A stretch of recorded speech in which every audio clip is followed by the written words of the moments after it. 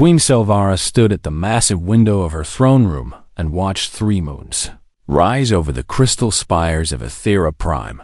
Her reflection stared back at her with cold violet eyes and silver skin that shimmered like liquid metal in the moonlight. She was 240 years old, and she had ruled the Dominion for 60 of those years. She had never taken a consort. That was about to change. "The council grows impatient," said Lord Kethis from the shadows behind her throne.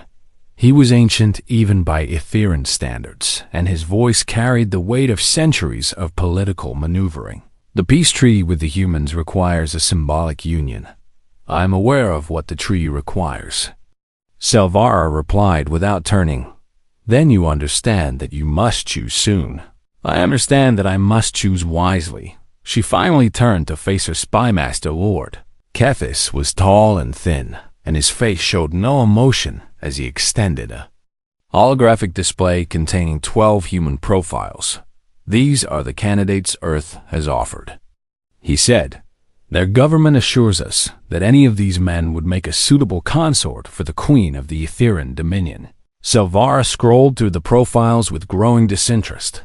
The first was a diplomat with 3 degrees and a smile that looked practiced in front of mirrors. The second was a scientist who had won awards for his work in xenobiology. The third was the son of some wealthy Earth family with connections to their government. They were all soft. They were all weak. They were all exactly what she had expected from the humans. The Etherean people had watched humanity crawl out of their little blue planet and spread across the stars with a mixture of amusement and contempt. Humans lived such short lives. They were fragile creatures who broke easily and died quickly. The only reason the Dominion had agreed to peace was because the humans bred like insects and seemed willing to throw endless waves of soldiers at any problem until it went away. It was easier to make them allies than to waste resources exterminating them. None of these are acceptable. Silvara declared, "With respect, Your Majesty, you have rejected every candidate for the past 3 months, because they are all the same." She waved her hand dismissively at the display. "Politicians and scholars and wealthy fools. They are meant to make you look powerful by comparison. I already look powerful." Silvara sat down on her throne and drummed her long fingers against the armrest. "I want someone who will not bore me to death at state dinners. Someone who will not try to manipulate me. Someone who knows their place and will stay in it." Lord Kethis hesitated for a moment and then added one more profile to the display. "There is one more candidate," he said carefully. Earth's government mentioned him almost as an afterthought. They seemed uncertain whether to offer him at all. Silvara leaned forward and examined the new profile. The man in the image was not young. Gray streaked through his dark hair and lines marked his face around the eyes and mouth. He was tall and broad-shouldered, but he stood with a slight slouch, as if trying to take up less space. His expression was mild and unremarkable, and his eyes looked somewhere past the camera as if his thoughts were far away. Marcus Cole. Silvara read aloud, "Former military, currently a farmer on a human colony world. No political connections, no scientific achievements, no wealth to speak of." She looked at Kethis with one raised eyebrow. "A farmer." "Yes, Your Majesty. They are offering me a farmer as a potential consort to the Etherean Queen. It does seem unusual." Kethis agreed. Earth's representative became quite animated when I asked about him.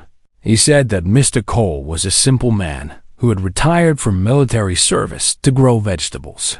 He said the man was quiet and polite and had no ambitions beyond tending his crops.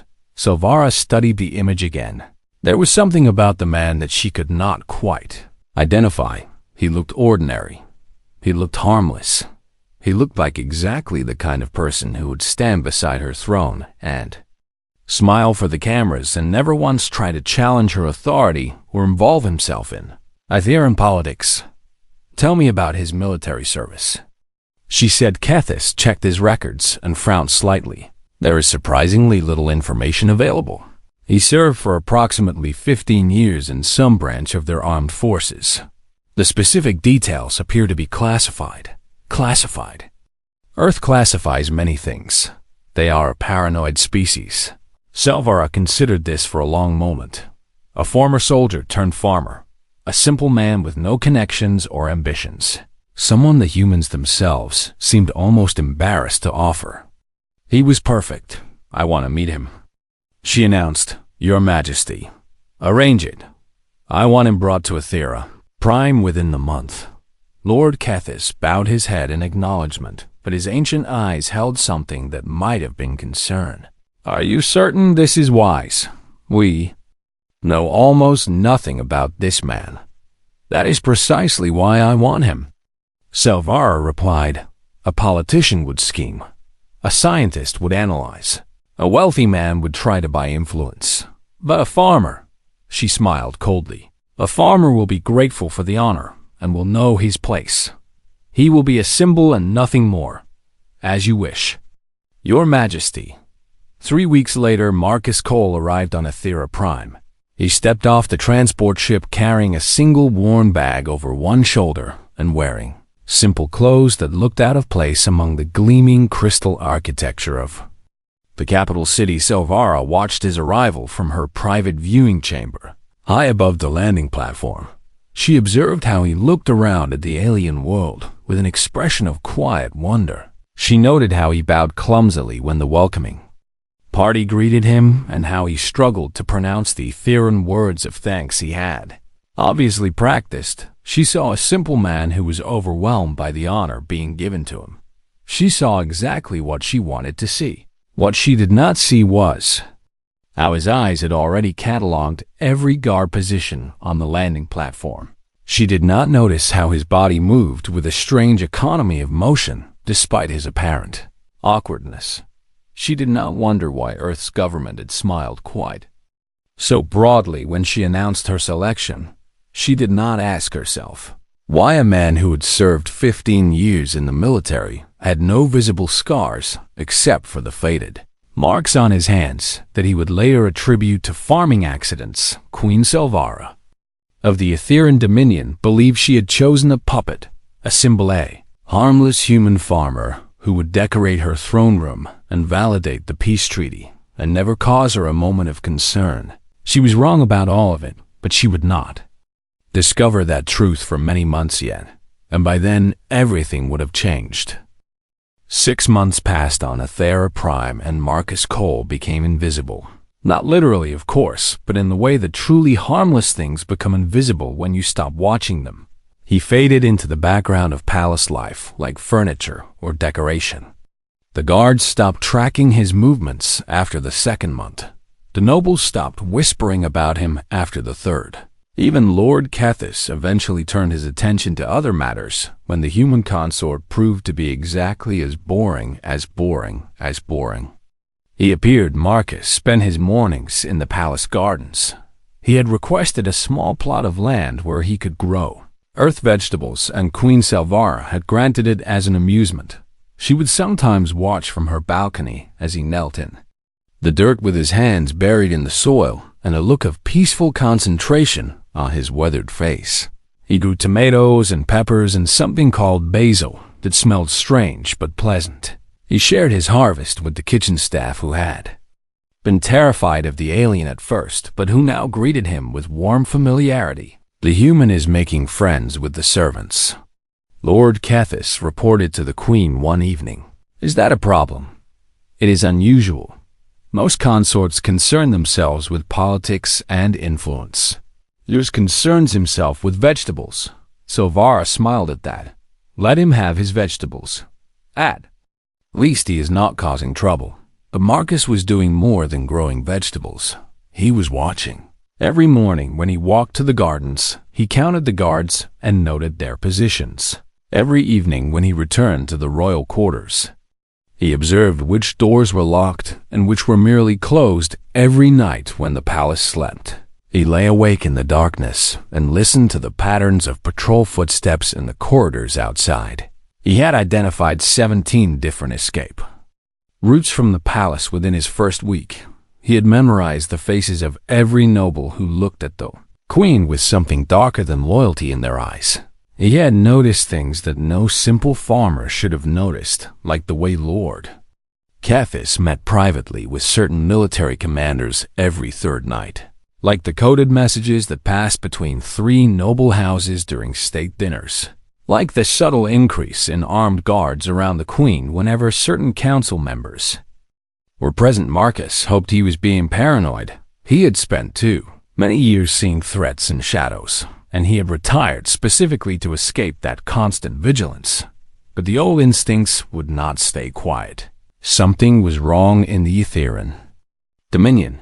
He could feel it the same way he had once felt ambushes before they happened, the same way he had sensed enemies in the darkness of 100 different battlefields, and despite his best efforts to remain uninvolved, he found that he could not simply ignore it, because somewhere in the past 6 months, something unexpected had happened. He had started to care. It began with the conversations. Selvara had summoned him to her private chambers one evening to discuss proper protocol for an upcoming ceremony. He had expected a formal lecture and had prepared himself for boredom. Instead, she had asked him about Earth, about his farm, about what vegetables tasted like, and why humans found such pleasure in growing things. He had answered honestly because he was tired of pretending and because she seemed genuinely curious. That conversation had stretched for 3 hours. The next week she summoned him again and they talked about Etherean history. The week after that she asked about human music, and he had hummed an old folk song that made her tilt her head in that strange bird-like way her species sometimes did. "You are not what I expected," she told him one night as they sat on her balcony watching the 3 moons rise. "I expected a dull man with nothing interesting to say." "I am a dull man," Marcus replied with his usual mild smile. "I just happen to have done some interesting things before I became dull." "Tell me about them." "There is nothing worth telling. I was a soldier once and then I was not. Now I grow tomatoes." He never spoke about his military service. He deflected every question with humor or silence, but he asked her about her burdens and listened without judgment when she complained about the council or worried about threats to her people. No one had ever simply listened to her before. No one had ever asked what she feared or hoped for or wanted. She was the queen, and queens were not supposed to have fears or hopes or wants. They were supposed to be symbols. But Marcus looked at her like she was a person, and she found herself wanting to be around him more and more. "You are spending considerable time with the human," Lord Kethis observed with something like suspicion in his voice. "He is my consort," Selvara replied coolly. "It would be strange if I did not spend time with him. He is also a potential security risk. My people have been unable to access his military records. Earth claims they were lost in a data transfer error. I find that difficult to believe. You find everything difficult to believe. It is my job to find everything difficult to believe." Kethis leaned closer and his ancient eyes held genuine warning. "There is something wrong about that man. He moves like a predator, pretending to be prey. He watches everything with eyes that see too much. I do not trust him." Selvara dismissed her spy master with a wave of her hand. "You do not trust anyone. That is why I employ you. But Marcus is harmless. He tends flowers and reads poetry. What threat could he possibly pose?" Kethis did not answer, but his face showed that he intended to find out. That night, Marcus sat alone in his chambers and reviewed everything he had learned. The conspiracy was larger than he had first suspected. Lord Kethis was not merely suspicious of the human consort. He was actively planning something the 3 noble houses that opposed the human alliance were meeting more frequently. Weapons were being moved to locations near the palace, and the date of the harvest celebration was approaching fast. Marcus knew that date was significant. He knew that something terrible was going to happen. He also knew that he should report his suspicions to Earth and let his government handle it. That was the proper protocol. That was what a retired operative was supposed to do. The proper protocol would take weeks, and Silvara did not have. Weeks. Marcus stood and walked to his window. He looked out at the crystal spires of the palace and thought about the woman who ruled them. She was arrogant and cold, and she had chosen him because she thought he was weak. But she was also lonely and burdened, and she trusted him in a way she trusted no one else. He should not care about her. He had trained himself not to care about anyone. Caring made you vulnerable, and vulnerability got people killed. But he cared anyway, and that meant he was going to do something stupid. Marcus Cole closed his eyes and let out a long, slow breath. When he opened them again, the mild farmer was gone. In his place stood someone much older and much more dangerous. Someone who had been sleeping for a very long time and was now finally awake. The night of the harvest celebration arrived with 3 full moons and a sky full of stars. The palace was decorated with lights and flowers, and the great hall was filled with music and laughter. Nobles from across the Dominion had gathered to honor the Queen and celebrate the alliance with humanity. Marcus stood beside Silvara on the raised platform at the center of the hall and smiled his mild, harmless smile for the gathered crowd. But his eyes were not watching the celebration. His eyes were counting soldiers. There were too many guards in the hall. Not the regular palace security, but different ones. Soldiers loyal to the 3 noble houses that he had been watching for months. They stood at the entrances and exits with their hands too close to their weapons. They watched the Queen with predator eyes, and Lord Kethis stood in the shadows near the back of the hall with a communication device pressed to his ear. Marcus leaned close to Silvara and spoke softly. "When I squeeze your hand, I need you to follow me without asking questions."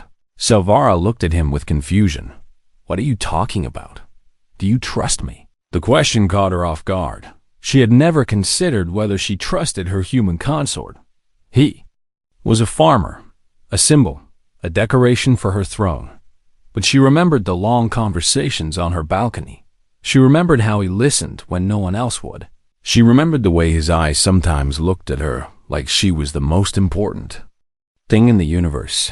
"Yes," she said before she could stop herself. "I trust you." Marcus squeezed her hand. They moved through the crowd with casual slowness, as if they were simply tired and retiring early. No one paid them any attention. The Queen and her harmless human husband leading a party was not noteworthy. They reached a side corridor and Marcus immediately changed direction. He led her through passages she had never seen despite living in this palace her entire life. Hidden doors opened at his touch, secret stairways appeared behind tapestries. "How do you know about these?" Silvara demanded. "Later. Right now we need to move." He brought her to a small chamber deep in the palace foundations. The room was ancient and dusty and looked like it had not been used in centuries. Marcus closed a heavy door behind them and engaged a locking mechanism that Silvara had not even noticed. "Stay here," he said.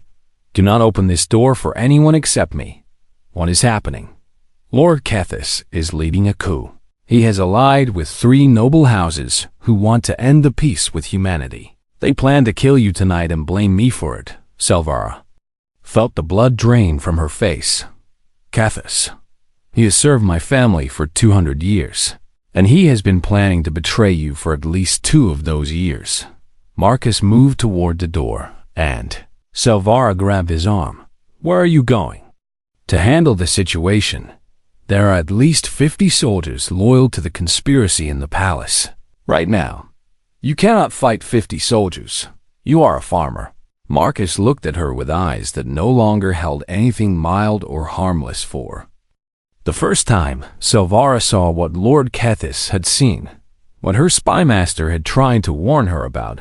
This was not the face of a farmer. This was not the face of a simple man who grew vegetables and read poetry.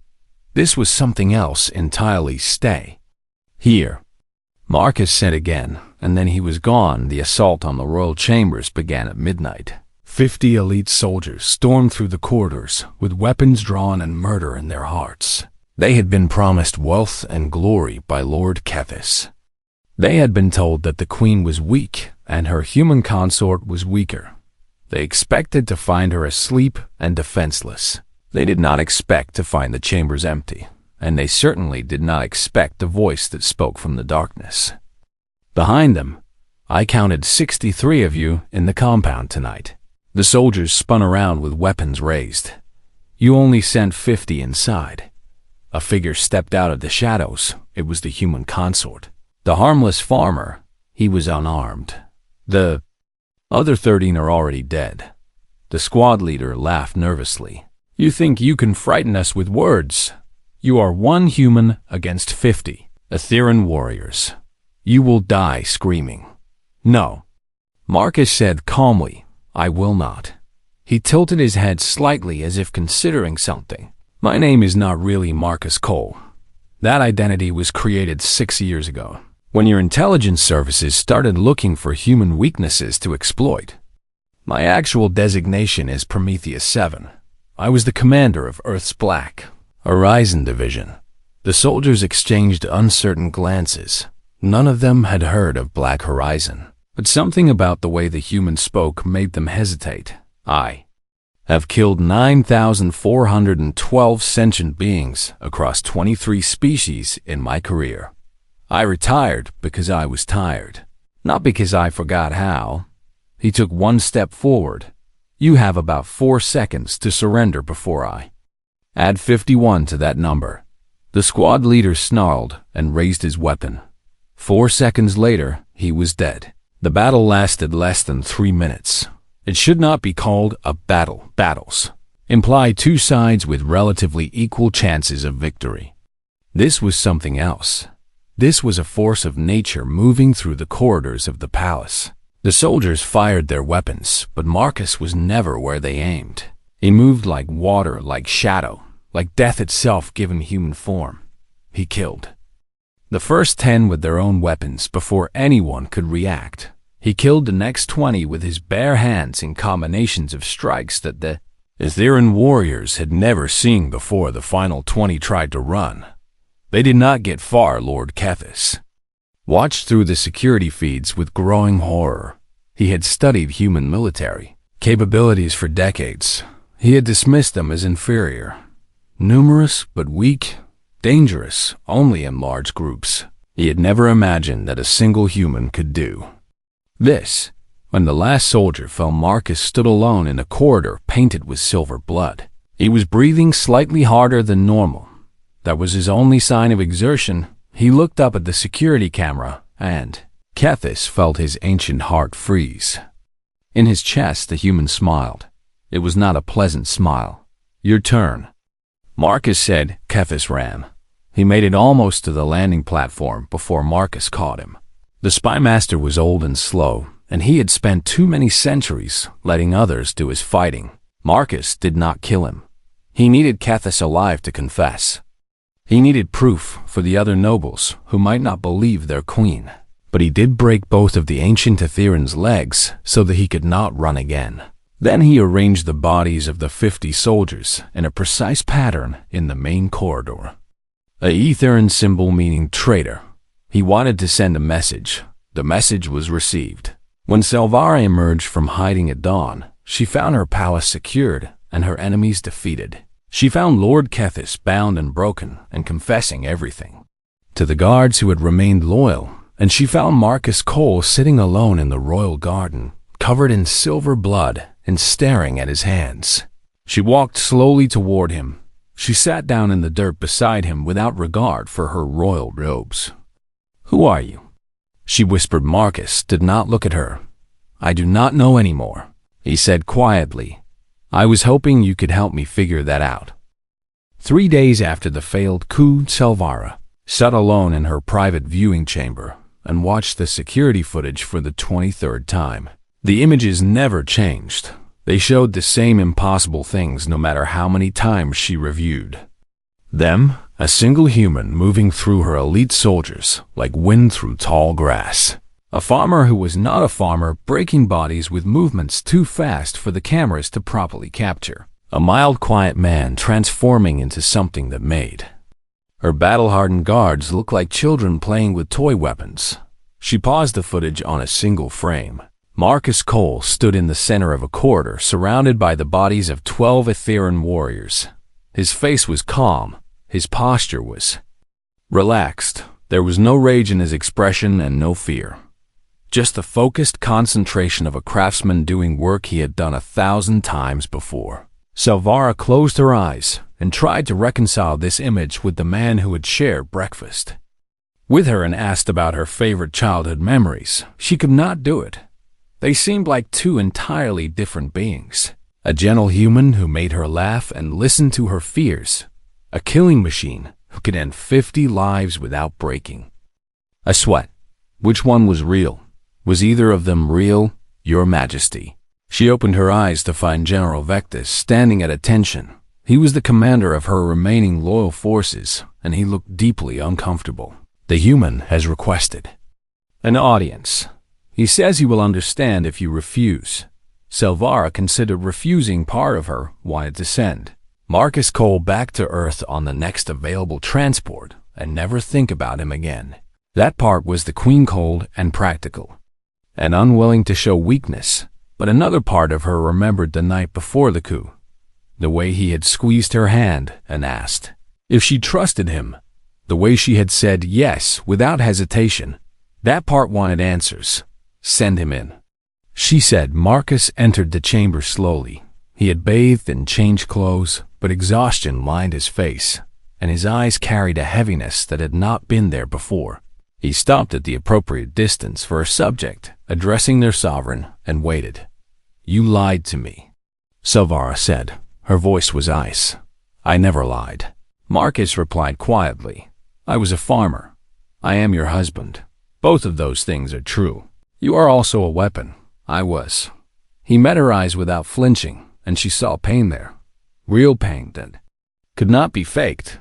I was many things before I was a farmer. Most of them terrible. Tell me everything. Now. No more deflection and no more mild smiles. I want the truth. Marcus nodded slowly as if he had expected this demand. I was recruited into Black Horizon when I was 19 years old. It was a division of the Earth military that officially did not exist. We were trained for operations that could never be acknowledged. Assassinations and sabotage and regime changes on alien worlds. We were weapons in human form. He paused, and his hands trembled slightly before he steadied them. I spent 15 years doing things that still wake me up at night. I killed thousands of sentient beings because my government told me they were threats to humanity. Some of them probably were. Many of them probably were not. I stopped asking questions after the first few years. It was easier that way. Why did you stop?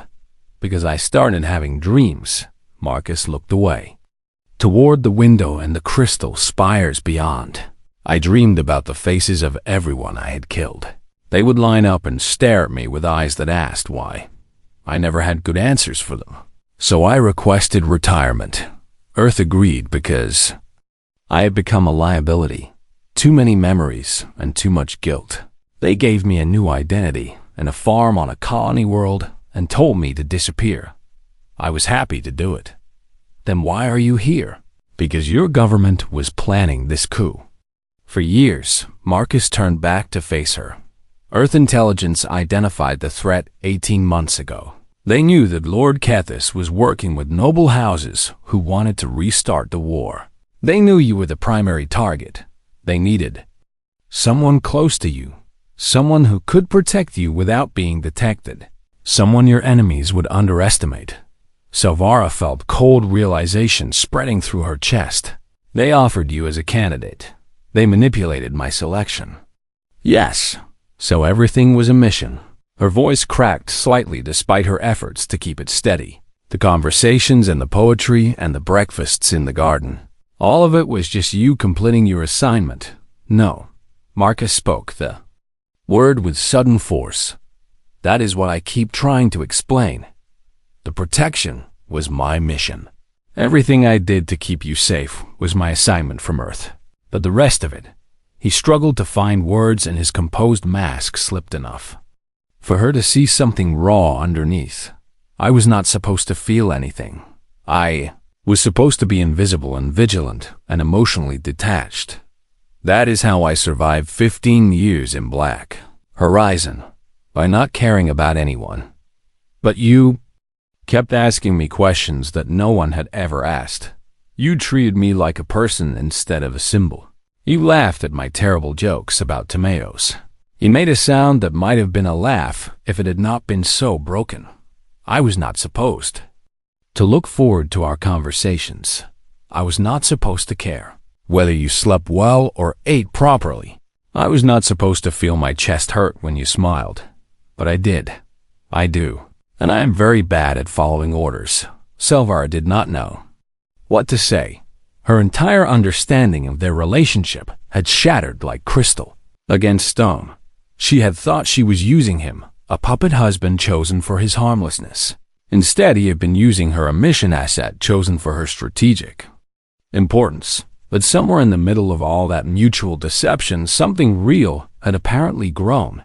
Something that Marcus Cole, the war machine, had not been expecting. Something that terrified him more than any battlefield. The kindness, she said slowly. The way you listened to me and asked about my fears. Was that real? Yes. The warmth in your eyes when you looked at me. Yes. And the man who killed 50 of my soldiers without hesitation. Is he also real? Marcus was quiet for a long moment. He's the part of me I tried to bury on that farm. He is everything I hate about myself and everything I wished I could forget. But he is also the part that kept you alive. So yes, he is real too. I am both of those. People and I do not know how to be only one of them anymore. Selvara stood and walked slowly toward him. She stopped close enough to touch him, but kept her hands at her sides. I do not know what to do with this information. I do not know how to look at you without seeing both the farmer and the monster. I understand. Marcus nodded with resignation in his eyes. I will return to Earth if that is your wish. You never have to see me again. Is that what you want? No. The word came out rough and honest. I want to stay. I want to keep having breakfast with you and making you laugh and listening to your problems. I want to pretend that I am just a farmer who got lucky enough to marry a queen. But I will not do that at the cost of your peace of mind. You deserve someone who does not come with my kind of baggage. Selvara looked at this strange, broken, dangerous gentleman and realized that she had a decision to make. Not as a queen weighing political consequences, but as a woman who had to choose whether love was worth the complications that came with it. She did not have an answer yet, but she was not ready to say goodbye either. I need time, she said finally. Time to think about what you have told me. Time to decide what I want. Take all the time you need. Marcus bowed his head. I will be in the garden if you want to find me. Growing tomatoes. Like a farmer. Yes, he smiled. Sadly, like a farmer. He turned and walked toward the door. Marcus. He stopped but did not turn around. Thank you for saving my life. That part was never a lie. A pause. You are welcome, he said quietly, then he was gone. And Selvara was left alone with the frozen image of a monster on her screen and the memory of a gentle man in her heart. 2 weeks after the failed coup, the Etherean Dominion was still reeling from the aftermath. 3 noble houses had been stripped of their titles and their leaders imprisoned. Lord Kethis had confessed to everything and awaited execution in the deepest dungeon of the palace. The peace treaty with Earth had been strengthened rather than broken as the conspiracy had intended, and whispers spread across the Dominion about the human consort who had become something else entirely. Some called him demon, others called him a guardian spirit, most simply called him terrifying. The nobles who had not participated in the conspiracy made sure to never be in the same room as Marcus Cole. The guards who had witnessed the aftermath of his work flinched when he walked past. Even the servants who had once greeted him warmly now kept their distance with fear in their eyes. Marcus spent his days alone in the royal garden. He tended his tomatoes and his peppers and his basil as if nothing had changed. But everything had changed. He could feel the fear that surrounded him like a physical weight. He could see the way people looked at him now, not as the harmless farmer who made the queen smile, but as the monster who had painted the palace corridors. With silver blood, Salvara watched him from her balcony every morning. She watched him kneel in the dirt with his hands buried in soil and his face turned toward the sun. She watched him move with that strange economy of motion that she now recognized as the muscle memory of a trained killer. She watched, and she thought, and she could not decide what she wanted. The council had made their position clear. Send him back to Earth. General Vectis had urged during their emergency session. He is too dangerous to keep close to you. What if he decides to turn that violence against the crown? He saved my life. Salvara had replied, and he could end it just as easily. No. One should have that much power over the queen of the Etherean Dominion.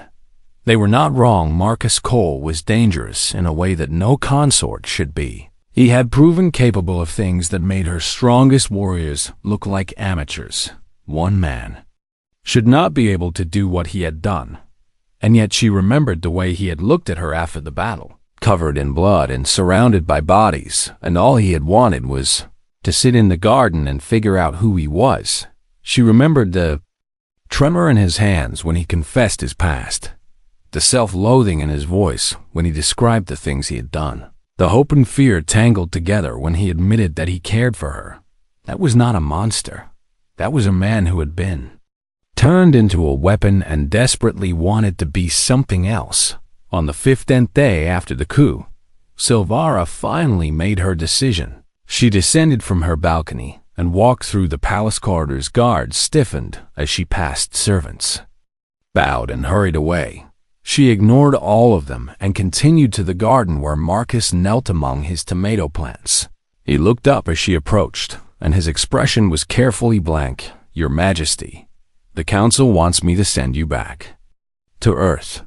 I know. They are terrified of what you might do. I know that too. Salvara knelt in the dirt beside him without regard for her royal robes. She reached out and touched one of the tomato plants and felt the sturdy stem beneath her fingers. When I was young, my mother told me that ruling meant making difficult choices. She said that a good queen must weigh the safety of her people against her own desires. She said that love was a luxury that rulers could not afford. Marcus was silent. His hands had stopped moving among the plants. I believed her for 200 years. I kept everyone at a distance. I chose consorts based on political advantage and dismissed them when they became inconvenient. I told myself that isolation was the price of power. She turned to look at him, really look at him, past the surface of the mild farmer, past the horror of the trained killer, to something underneath that she was only beginning to understand. You are the first person who ever made me want to break that rule. Silvara, let me finish. She held up her hand, and he fell silent. You lied about who you were. You came here as part of a mission. You let me believe I was using you when you were actually using me. All of that is true, and all of it makes me angry. But she paused and took a breath. But when the soldiers came to kill me, you could have let it happen. You could have blamed the chaos on Ethereum politics and reported back to Earth that the situation was out of your control. Your government would have welcomed the destabilized Dominion. Your mission would have been considered a partial success. But you chose to save me instead. Of course I did. Why? Marcus looked at her with eyes that held not a mild farmer pretense, just raw honesty and something that looked very much like fear. Because somewhere between the poetry readings and the breakfast conversations, I stopped being Prometheus 7. I stopped being a weapon following orders. I started being a man who would burn down galaxies to keep you safe. His voice cracked slightly. That scared me more than any battlefield ever did. Because weapons do not love. They do not hope. They do not lie awake at night worrying about whether one particular person is happy. But I did all of those things, and I did not know how to stop. Silvara felt something shift in her chest. A wall that had stood for 2 centuries developed a crack. The council thinks you are too Dangerous to keep close to me. They are probably right. They think I should send you away for the good of the Dominion. That is the politically wise decision. But I am tired of making politically wise decisions. She reached out and took his scarred, dangerous, gentle hands in hers. Stay. Marcus stared at her with disbelief. Silvera, stay. Your counsel. I am the queen. Her voice carried the weight of 2 centuries of absolute rule. And I am choosing you, all of you, the farmer, who grows tomatoes and reads poetry. The soldier who killed 50 warriors to protect me. The man who is terrified of caring about anything. Stay. Marcus. Cole looked at the alien queen, who's holding his hands in the dirt of a garden he had built with his own labor. He thought about all the years he had spent as a weapon, all the lives he had taken, all the nights he had woken up screaming for memories that would never fade. He thought about how tired he was, how desperately he wanted to be something other than what they had made him. He thought about love, a concept he had abandoned so long ago that he had forgotten what it felt like, until this silver-skinned woman with violet eyes had somehow reminded him. Okay, he whispered, okay. 20 years later, the Etherean Dominion and the Human Alliance were the strongest partnership in known space. Their enemies had learned that attacking either meant facing both, and facing the aging human who still wandered the palace gardens and still moved with the quiet grace of someone who could end civilizations if properly motivated. Marcus Cole never killed again. He never had to. The galaxy had learned its lesson. Some weapons were most dangerous when they chose not to be weapons, when they chose love over war, peace over destruction, a garden over a battlefield. Humanity had proven to be the most terrifying species in the known universe, not because of what they could destroy, but because of what they could choose to protect. And in the palace made of crystal on a world lit by 3 moons, an alien queen and her human husband grew old together, surrounded by flowers and family, and a peace that had cost them both more than anyone would ever know. It was not a perfect ending. They had both done terrible things and carried terrible memories, but it was their ending, and they had earned it together.